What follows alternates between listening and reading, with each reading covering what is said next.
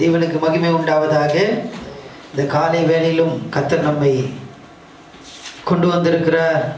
அவருடைய கிருபை ஒவ்வொரு நாளும் புதிதாக இருக்கிறது. ஹல்லேலூயா. கர்த்தர் நல்லவர்.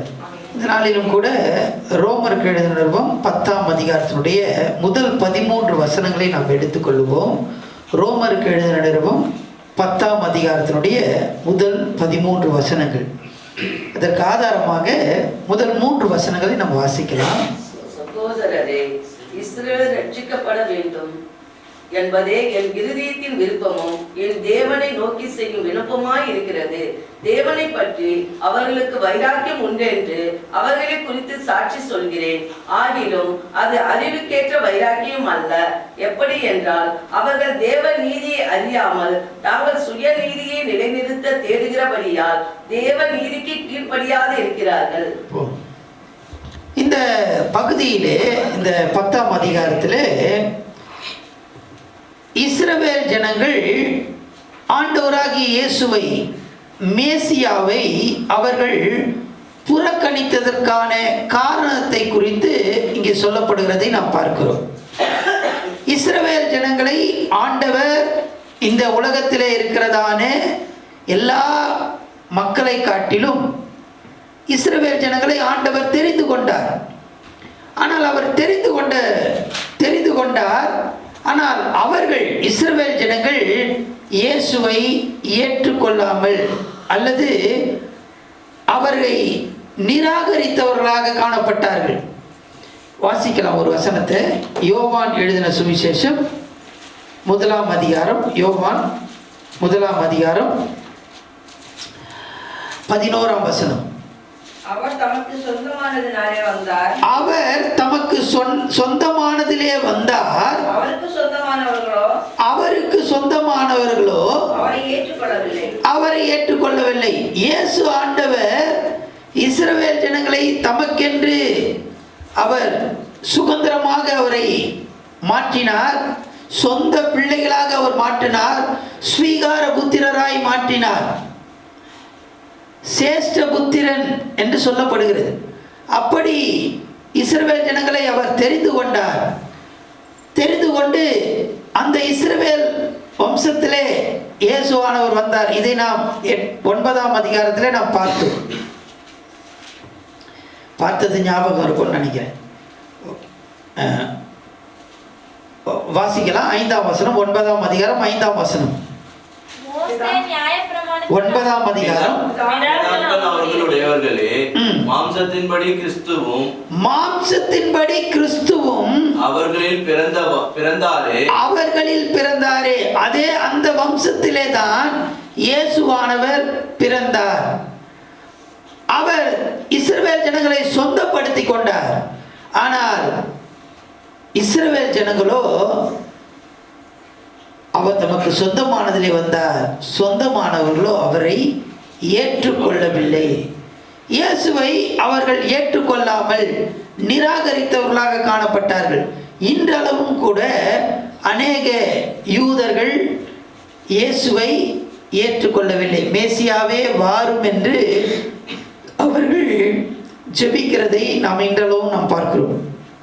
இந்த 10ஆம் அதிகாரத்தில் இஸ்ரவேல் ஜனங்கள் மேசியாவை, இயேசுவை புறக்கணித்ததற்கு காரணம், இஸ்ரவேல் ஜனங்கள் கிறிஸ்துவை புறக்கணித்ததற்கான காரணம் என்னவென்பதை இந்த 13 வசனங்களிலே நாம் பார்க்கலாம். வாசிக்கலாம். முதல் காரணம் என்னவென்றால், வாசிக்கலாம் 1ஆம் வசனத்தை வாசிக்கலாம். சகோதரரே, இஸ்ரவேலர் ரட்சிக்கப்பட வேண்டும் என்பதே என் இருதயத்தின் விருப்பமும் நான் தேவனை நோக்கி செய்யும் விண்ணப்பமாய் இருக்கிறது. இஸ்ரவேலர் ரட்சிக்கப்பட வேண்டும். இஸ்ரவேல் ஜனங்கள் ரட்சிப்பின் அவசியத்தை அவர்கள் உணராமல் இருந்தார்கள்.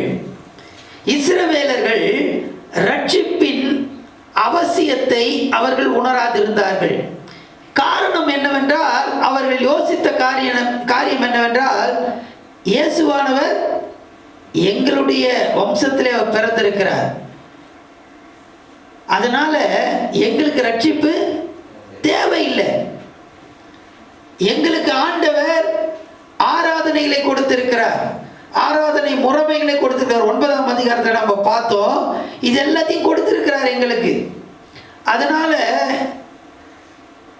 சொந்த ஜனங்களாக தெரிந்து கொண்டார், உடன்படிக்கை செய்தார். அது மட்டுமல்ல, ஆராதனை முறைமைகளை ஆண்டவர் அவர்களுக்கு கொடுத்தார். இதெல்லாம் எங்களுக்கு கொடுத்திருக்கிறதுனால, இதெல்லாம் இருக்கிறதுனால எங்களுக்கு என்ன தேவையில்லை? ரட்சிப்பு தேவையில்லை அப்படின்னு அவங்க நினைச்சிட்டாங்க. அது மட்டும் இல்ல, அவங்க என்ன நினைச்சாங்கன்னு சொன்னா, ரட்சிப்பு யாருக்கு தேவைன்னா இஸ்ரவேலராகி எங்களுக்கு தேவையில்லை, இஸ்ரவேல் அல்லாத மற்றவர்களுக்கு தான் என்ன தேவை? ரட்சிப்பு தேவை அப்படின்னு சொல்லி அவங்க நினைச்சாங்க. இஸ்ரவேல் ஜனங்கள் தமக்கு சொந்தமானதிலே வந்தால், சொந்தமான ஜனங்கள் இயேசுவை புறக்கணித்தார்கள், இயேசுவை ஏற்றுக்கொள்ளவில்லை, அவருடைய ரட்சிப்பை அவர்கள் ஏற்றுக்கொள்ளவில்லை. காரணம் என்னவென்றால், அவங்க யோசித்தது, ஆண்டவர் எங்களுடைய வம்சத்தில் அவர் பிறந்திருக்கிறார், தாவீதின் அந்த வேரிலிருந்து அவர் தோன்றுவார், அதனால எங்களுக்கு ரட்சிப்பு தேவையில்லை, மற்றவங்களுக்கு தான் ரட்சிப்பு வேணும் அப்படின்னு சொல்லி அவர்கள் ரட்சிப்பை சரியாக புரிந்து கொள்ளாமல் போனார்கள். இன்றைக்கு தேவஜனமே, இந்த வசனங்களை வாசிக்கிறதான நமக்கு ஆண்டவர் உணர்த்துகிறதான காரியம் என்ன? இன்னைக்கு பல நேரங்களில் சில வசனங்களை நம்ம எடுத்துட்டு நம்ம என்ன சொல்றோம்னா, இந்த வசனம் யாருக்கு? அவங்களுக்கு தாங்க இந்த வசனம், இது எனக்கு இல்லை. பாஸ்டர் கரெக்டாக பிரசங்கம் பண்ணுறாரு, இந்த பிரசங்கம் யாருக்கு தான்? அவங்களுக்கு தான் அப்படின்றோம். இல்லை, இஸ்ரவேலராகிய ஹல்லேலூயா, இஸ்ரவேல் ஜனங்கள் அப்படிதான் யோசித்தாங்க. இந்த ரட்சிப்பு எனக்கு இல்லை, நான் கரெக்டாக சர்ச்சைக்கு வரேன்ப்பா, நான் ஜெபம் பண்ணுறேன், நான் காலையில் டிவோஷனுக்கெல்லாம் வரேன், அதனால இந்த வசனம் யாருக்கு தான்? அவங்களுக்கு தான். இன்னைக்கு வராமல் இருக்கிறாங்களே அவங்களுக்கு தான் அப்படின்னு சொல்லி நம்ம சொந்தமானவர்களோ அவர்களை ஏற்றுக்கொள்ளவில்லை. தேவஜனமே, இஸ்ரவேல் ஜனங்கள் மேசியாவை புறக்கணித்ததுக்கு காரணம், ரட்சிப்பு அவர்களிடத்திலே இயேசுவானவர் பிறந்தார், ஆனால் அந்த ரட்சிப்பை அவர்கள் ஏற்றுக்கொள்ளவில்லை. 2ஆம் வசனத்தை வாசிக்கலாம். 2ஆம் வசனம், பற்றி அவர்களுக்கு வைராக்கியம் உண்டு என்று அவர்களை குறித்து சாட்சி சொல்லுகிறேன், ஆகிலும் அது அறிவிக்கேற்ற வைராக்கியம் அல்ல. முதலாவதாக ரட்சிப்பு எங்களுக்கு தேவையில்லை. இயேசுவானவர் எங்க பிறந்திருக்கிறாரு? எங்க கோத்திரத்துல பிறந்திருக்கிறாருப்பா, எங்களுடைய இந்த சந்ததியில் அவர் என்ன பண்ணியிருக்காரு? பிறந்திருக்காரு. அதனால எங்களுக்கு தேவையில்லை, அவங்களுக்கு தான் தேவை அப்படின்னு சொல்லி ரட்சிப்பை அவர்கள் புறக்கணித்தார்கள். 2ஆவதாக அவர்கள் புறக்கணித்ததற்கான காரணம் என்னவென்றால், வைராக்கியம். அவர்களுக்கு என்ன இருந்தது? வைராக்கியம் இருந்தது. தேவனை பற்றி அவர்களுக்கு வைராக்கியம் உண்டென்று. என்ன வைராக்கியம்? யூதர்களுக்கு மிகப்பெரிய வைராக்கியம் இருந்தது. வாசிக்கலாம். அப்போஸ்தலர் நடவடிக்கைகள் 26ஆம் அதிகாரம் முதல் 11 வசனங்கள். 11 வசனங்களை வாசிக்கிறதுக்கு நமக்கு நேரம் இல்லை, அதனால 5ஆம் வசனத்திலிருந்து வாசிங்களேன். நம்முடைய மார்க்கம் ஏன்னா யூத மார்க்கம் சமய பேதங்களில் மிகவும் கண்டிப்பான சமயத்துக்கு இசைந்தபடி பரிசேயனாய் நடந்தேன் என்று சாட்சி சொல்ல அவர்களுக்கு மனதிருந்தால் சொல்லலாம். தேவன் நம்முடைய பிதாக்களுக்கு அருளி செய்த வாக்குத்தத்தம் நிறைவேறும் என்கிற நம்பிக்கைக்காகவே நான் இப்பொழுது நியாயத்தீர்ப்படைகிறவனாய் நிற்கிறேன். இரவும் பகலும் இடைவிடாமல் ஆராதனை செய்து வருகிற நம்முடைய 12 கோத்திரத்தாரும் அந்த வாக்குத்தத்தம் நிறைவேறும் என்று நம்பிக்கையா இருக்கிறார்கள். இங்க 11 வசனம் வரைக்கும் நீங்க வாசித்து பார்த்தீங்கன்னு சொன்னா, பவுல் அவர் கிறிஸ்துவின் மேல் இருந்ததான அந்த வைராக்கியத்தை அவர் சொல்லுகிறார். அவர் எப்படி வைராக்கியம் உடையவராய் இருந்தாரோ, பார்த்தீங்கன்னா அந்த 9ஆம் அதிகாரத்தில் எடுத்து வாசிக்க வேண்டாம். அவர் சபைகளை துன்பப்படுத்தும்படியாக வைராக்கியமாக அங்கே போய் கடிதங்களை வாங்கி கொண்டு அவர் வருகிறதை பார்க்கிறோம். வைராக்கியம் உடையவராய் இருந்தார். பக்தி வைராக்கியம். இங்க கூட நாம் பார்க்கிறோம், கண்டிப்பான முறையில் சமயத்துக்கு இசைந்தபடி பரிசேனாய் நடந்தான் என்று சாட்சி சொல்ல, அப்படிப்பட்டதான ஒரு வைராக்கியமுடையவராக, எப்படியாவது தன்னுடைய மார்க்கத்துக்காக நான் இதை செய்ய வேண்டும் அப்படின்னு சொல்லி அவங்களுக்கு வைராக்கியம் இருந்தது. நல்ல காரியத்துக்கு வைராக்கியம் பாராட்டுகிறது நல்லது. ஆனா இவர்களுக்கு இருந்த வைராக்கியம் வாசிக்கலாம். 2ஆம் வசனம், 10ஆம் அதிகாரம் 2ஆம் வசனம். தேவனை பற்றி அவர்களுக்கு வைராக்கியம் உண்டு என்று அவரை குறித்து சாட்சி சொல்லுகிறேன். ஆகிலும் அது அறிவுக்கேற்ற வைராக்கியம் அல்ல. அறிவுக்கேற்ற வைராக்கியம் அல்ல. வைராக்கியம் இருந்ததுப்பா, அந்த நல்ல காரியத்துக்கு இருந்தா பரவாயில்ல. இவங்க எதுக்கு வைராக்கியமா இருக்கிறாங்கன்னு சொன்னா, விருத்த சேதனம் பண்ணுவதற்கு வைராக்கியமா இருக்கிறாங்க. நான் ஒரு யூதன், என்னுடைய சரீரத்துல நான் ஒரு யூதன் அப்படின்னு காட்டும். அதுல என்ன பண்றாங்க? வைராக்கியமா இருக்கு. நியாய பிரமாணத்தை சரியா கடைபிடிக்கிறதுல வைராக்கியமா இருக்கிறாங்க. அதுல ஒரு புள்ளி கமா கூட தவறாம நான் அதை கடைபிடிக்க வேண்டும், அதுல வைராக்கியமா இருக்கிறாங்க. இதனால நடக்கிற சம்பவம் என்னவென்றால், அவர் வைராக்கியமா ஆண்டவருக்காக நான் செய்யணும் அப்படின்னு சொல்லி, என்னுடைய யூத மத கோட்பாடுகளை நான் பின்பற்ற வேண்டும் அப்படின்னு சொல்லி அவர் வைராக்கியமாக கிறிஸ்துவுக்கு எதிராக மாறிவிட்டார். அதுதான் 9ஆம் அதிகாரத்தில் நீர் யார் அப்படின்னு சொல்லி கேள்வி கேட்பார். யாரை பார்த்து கேட்பாரு? இயேசுவை பார்த்து கேட்பார். அப்ப இயேசு ஆண்டவர் சொல்லுவாரு, நீ துன்பப்படுத்துகிற கிறிஸ்து, உன்னை நீ என்னை துன்பப்படுத்தி கொண்டு இருக்கிறப்பா, நீ வைராக்கியமா இதெல்லாம் செய்யற.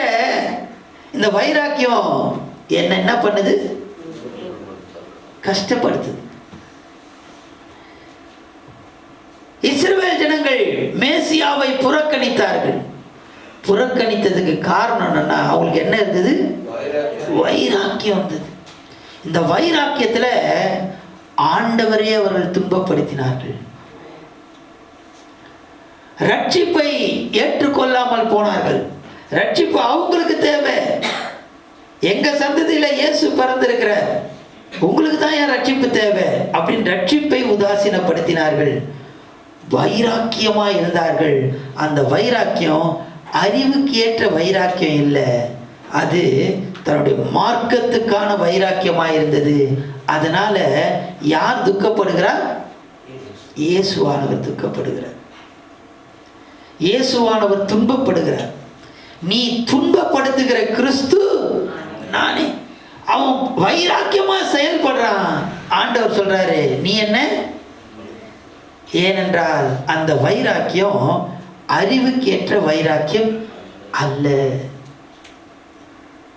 மூன்றாவதாக, இஸ்ரவேல் ஜனங்கள் மேசியாவை புறக்கணித்ததுக்கு காரணம் வாசிக்கலாம். 3ஆம் வசனம் வாசிக்கலாம். எப்படி என்றால், அவர்கள் தேவ நீதியை அறியாமல் தங்கள் சுய நீதியை நிலைநிறுத்த தேடுகிறபடியால், சுய நீதியை நிறைவேற்ற தேடுகிறபடியினால், சுய நீதியை நிறைவேற்ற தேடுகிறபடியினால். மூன்றாவதாக, அவங்க எதை நிறைவேற்றாங்கன்னா சுய நீதி. ஆண்டவருடைய நீதியை நிறைவேற்றல, எதை நிறைவேற்றாங்க? சுய நீதி. பரிசுத்த பவுல் தன்னுடைய சுய நீதியை குறித்து அவர் பேசுகிறார். பிலிப்பியருக்கு எழுதின நிருபம் 3ஆம் அதிகாரம் முதல் 11 வசனங்கள்ல இதை நம்ம பார்க்கலாம். பிலிப்பியருக்கு எழுதின நிருபம் 3ஆம் அதிகாரம் முதல் 11 வசனங்கள். இதுல அவர் சொல்லும் போது 11 வசனத்தையும் நமக்கு வாசிக்கிறதுக்கு நேரம் இல்லை. வாசிக்கலாம். 4ஆம் வசனத்திலிருந்து வாசிக்கலாமே. மாம்சத்தின் மேல் நம்பிக்கை வைக்க வேண்டுமானால் நானும் வைக்கலாம், வேறொருவன் வம்சத்தின் மேல் நம்பிக்கையா இருக்க நினைத்தால் நான் அதிகமாய் அப்படி செய்யலாம். நான் 8ஆம் நாளில் விருத்த சேதனம் அவனுடைய நீதியை சொல்றான். இஸ்ரவேல் வம்சத்தான் பென்யமின் கோத்திரத்தான் எபிரேயரில் பிறந்த எபிரேயன் நியாயப்பிரமாணத்தின்படி பரிசேயன் சபையை துன்பப்படுத்தினவன் நியாயப்பிரமாணத்துக்குரிய நீதியின்படி குற்றம் சாட்டப்படாதவன். போதும் பாருங்க, இதெல்லாம் நான் என்ன, என்னுடைய நீதி நியாயப்பிரமாணத்தின்படி எப்படி இருக்கிறேன்? நீதியா இருக்கிறேன். நீதி என்பால் அர்த்தத்தை நான் முதல்ல சொல்லியிருப்பேன் நினைக்கிறேன். Riches, right standing before God, ஆண்டவருக்கு முன்பாக சரியா நிற்பது. அப்படின்னா ஆண்டவருக்கு முன்பாக நிற்பது அப்படின்னா இன்னொரு அர்த்தத்தில் சொல்லணும் அப்படின்னு சொன்னா, ஆண்டவருக்கு முன்பாக வளையாமல் நிற்பது. எதுக்கும் நான் என்ன பண்றது கிடையாது, வளைஞ்சு கொடுப்பது கிடையாது. ரைட் ஸ்டாண்டிங், கரெக்டாக நான் நிற்கிறேன். இந்த ரைட் ஸ்டாண்டிங் பற்றி சொல்லணும் அப்படின்னு சொன்னால், இப்போ நமக்கு எல்லாருக்கும் தெரியும் 360 டிகிரி இருக்கு, டிகிரிஸ் கோணம் அப்படின்னு சொல்லுவாங்க. 360 360 டிகிரி இருக்கு. இதில் ஒரு டிகிரி தான் ஸ்ட்ரெயிட்டாக இருக்கும். என்னது அது? 90 டிகிரி. 90 டிகிரி தான் என்னது ஸ்ட்ரெயிட்டு. 89 கொஞ்சம் தள்ளிடும். அதிகமாக 91 தள்ளி போயிடும். இந்த 90 டிகிரி ஸ்ட்ரெயிட்டாக இருக்கிறோம் பார்த்தீங்களா? ரைட் ஸ்டாண்டிங், ரைச்சஸ்னஸ் அப்படின்னாலே என்னன்னா நீதி. நீதி உள்ளவன்னா ரைட் ஸ்டாண்டிங் பிஃபோர் காட், ஆண்டவருக்கு முன்பாக கொஞ்சம் கூட வளையாம நிற்பது. அதுதான் பவுல் இங்க சொல்றார். கொஞ்சம் கூட நான் வளையல, நான் பரிசேயரில் பிறந்த பரிசேயன். நியாய பிரமாணத்தின்படி ஒரு குற்றம் கூட என்ன பண்ண முடியாது, சாட்ட முடியாது. நான் 90 டிகிரியில் என்ன பண்றேன், நிக்கிறவன். இஸ்ரவேலர்கள் அவங்க என்ன பண்ணாங்கன்னா சுய நீதியை உடையவர்களா இருந்தார். பெருமை, பெருமையினாலதான் என்ன வருது, சுயநீதி. சுயநீதினால பெருமை உண்டாகிறது, பெருமையினால சுயநீதி உண்டாகிறது. இந்த சுயநீதி என்ன செய்ததுன்னா மேசியாவை புறக்கணித்தது. இஸ்ரவேல் ஜனங்கள் மேசியாவை புறக்கணித்ததுக்கு காரணம் என்னன்னா, ஒன்று, அவர்கள் ரட்சிப்பின் அவசியத்தை அவர்கள் உணராதிருந்தார்கள். தேவனை குறித்த வைராக்கியம் இருந்தது, ஆனால் அது அறிவுக்கு ஏற்றதாக இல்லை. மூன்றாவதாக சுய நீதி உடையவர்களாக, பெருமை உடையவர்களாக இருந்தாங்க. எங்க கிட்ட நியாயப்பிரமாணம் இருக்கு, நாங்கள் நியாயப்பிரமாணத்தை எப்படி கடைபிடிக்கிறோம், எழுத்தின்படி நாங்கள் கடைபிடிக்கிறோம் அப்படின்னு சொல்லி ஒரு பெருமையும் சுயநீதியும் இருந்தது. நான்காவதாக 4ஆம் வசனத்திலிருந்து 13ஆம் வசனம் வரைக்கும் நீங்க வாசித்தீங்க அப்படின்னு சொன்னா, அதுல அவர்கள் நியாயப்பிரமாணத்தை தவறாய் புரிந்து கொண்டார்கள். நியாயப்பிரமாணத்தை தவறாக புரிந்து கொண்டார்கள். நியாயப்பிரமாணம் எதுக்கு இருக்கு அப்படின்னா, வாசிக்கலாம். பிலிப்பியர் 3ஆம் அதிகாரம் 24ஆம் வசனம்.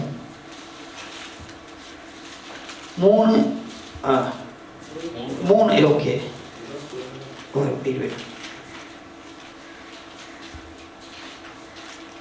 மன்னிக்கவும், கலாத்தியருக்கு எழுதின நிருபம் 3ஆம் அதிகாரம் 24ஆம் வசனம். மன்னிக்கவும், கலாத்தியர் 3:24 வாசிக்கலாம்.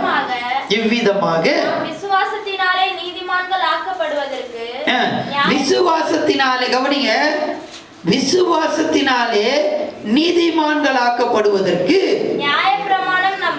நியாயப்பிரமாணம் என்ன செய்து அப்படின்னு சொன்னா, நியாயப்பிரமாணம் நம்மை கிறிஸ்துவினிடத்தில் வழிநடத்துகிற உபாதியாய் இருக்கிறது.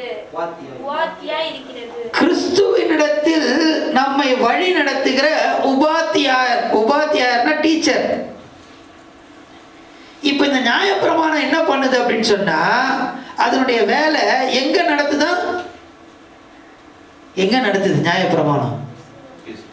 நியாயப்பிரமாணம் கிறிஸ்துவின் இடத்துல நம்ம வழி நடத்துகிறது. ஆனா இவங்க என்ன பண்ணிட்டாங்கன்னா, நியாயப்பிரமாணத்தை கிறிஸ்துவின் இடத்துல வழி நடத்துறதா இல்லாம நியாயப்பிரமாணத்தை அதுதான் ரட்சகர் நினைச்சிட்டாங்க. ரட்சகர் இடத்துல வழி நடத்துகிற நியாயப்பிரமாணத்தை இதுதான் ரட்சகர்னு அவங்க என்ன பண்ணிட்டாங்க, யோசிச்சிட்டாங்க. நியாயப்பிரமாணம் நியாயப்பிரமாணம் நியாயப்பிரமாணம் நியாயப்பிரமாணம் உனக்கு தேவைப்பா. அந்த நியாயப்பிரமாணம் எங்க கொண்டு போகணும், கிறிஸ்துவின் இடத்துல கொண்டு போகணும். அந்த கிறிஸ்து தான் உங்களுக்கு ரட்சிப்பை கொடுப்பவர். அந்த கிறிஸ்துவினால தான் உங்களுக்கு பாவ மன்னிப்பாகிய மீட்பு வரும். ஆனா இவங்க என்ன யோசித்தாங்கன்னா, இந்த நியாயப்பிரமாணம் இதையே ஆராதித்து இதையே சேவித்து ரட்சகரை அவர் புறம்பாக்கி போட்டார்கள். நியாயப்பிரமாணத்தை அவர்கள் பிடித்து கொண்டு, நியாயப்பிரமாணம் அவர்களை ரட்சிக்கும், நியாயப்பிரமாணமே எங்களுக்கு போதும், இதை நாங்கள் சரியா ஃபாலோ பண்றோம் அப்படின்னு சொல்லி இயேசுவை அவர்கள் புறக்கணித்து விட்டார்கள். இந்த நியாயப்பிரமாணத்தை அவங்க என்ன பண்ணாங்கன்னா, தவறாக புரிந்து கொண்டார்கள். இந்த நியாயப்பிரமாணம் எங்க வழி நடத்துது, ஆண்டவரிடத்துல கொண்டு போகுது. ஆண்டவரிடத்துல கொண்டு போறதை விட்டுட்டு இதுவே போதும், இதுவே எங்களுக்கு ஆண்டவர்னு சொல்லி யோசிச்சிட்டாங்க. இதனால அவர்கள் மேசியாவை புறக்கணித்தார்கள். இந்த 13 வசனங்களிலே நாம் பார்க்கிறதான காரியம் என்னவென்றால், இஸ்ரவேல் ஜனங்கள் இயேசுவை மேசியாவை புறக்கணித்ததற்கான காரணத்தை நாம் பார்க்கிறோம். ஆண்டவர் தமக்கு சொந்தமானதிலே வந்தார், சொந்தமானவர்களோ அவரை ஏற்றுக்கொள்ளவில்லை. காரணம், அவர் எங்க சொந்தத்திலே வந்திருக்கிறாருங்க அப்படின்னு சொல்லி எங்களுக்கு ரட்சிப்பு வேணாம், மற்றவங்களுக்கு தான் ரட்சிப்பு வேணும்னு சொல்லி அந்த ரட்சிப்பின் அவசியத்தை அவர்கள் உணராமல் போனார்கள். இரண்டாவதாக, வைராக்கியம் இருந்தது, அறிவுக்கேற்ற வைராக்கியம் இல்லை. மூன்றாவது, சுயநீதி உடையவர்களாக பெருமை உடையவர்களாக இருந்தார்கள். நான்காவதாக, நியாயப்பிரமாணத்தை சேவித்து இரட்சகரை புறக்கணித்தார். இந்த நியாயப்பிரமாணம் இரட்சகரிடத்துல வழி நடத்தும். ஆனா இவங்க என்ன யோசித்தாங்கன்னு சொன்னா, நியாயப்பிரமாணத்தையே ஆராதனை செய்ய ஆரம்பித்தார். இந்த நியாயப்பிரமாணத்தையே இதுவே எங்களுக்கு போதும், இது எங்களை வழி நடத்தும், இது எங்களுக்கு பாதை காட்டும்னு சொல்லி யோசித்தாங்க. ஆனா இந்த நியாயப்பிரமாணம் எங்கப்பா உங்களை நடத்தும்னு சொன்னா, அது கிறிஸ்துவின் இடத்துல தான் வழி நடத்தும். அந்த கிறிஸ்துவை இவர்கள் விட்டு விட்டு நியாயப்பிரமாணமே போதும்னு இவங்க யோசித்ததுனால அவர்கள் மேசியாவை புறக்கணித்தார்கள். தேவஜனமே, இன்றைக்கு ஆண்டவரை நாம் எந்த விதத்தில் புறக்கணிக்கிறோம் கொஞ்சம் யோசித்து பார்க்கலாம்.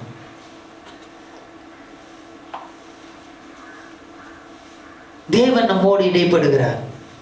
இந்த வேத வசனங்களை நம்ம வாசிக்கிறோம், இது இஸ்ரவேலருக்கு நடந்த காரியங்கள் தான், இஸ்ரவேலரை குறித்து தான் இதில் நம்ம படிக்கிறோம்.